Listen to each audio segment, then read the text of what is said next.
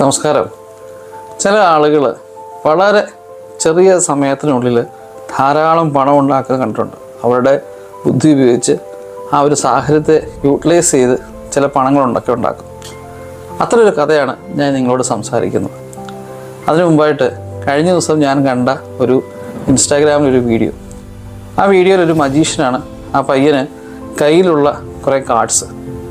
അവൻ പറയുകയാണ്, നിങ്ങൾ 5 മുതൽ 12 വരെയുള്ള ഒരു അക്കം മനസ്സിൽ വിചാരിക്കുക എന്ന് പറയുന്നു.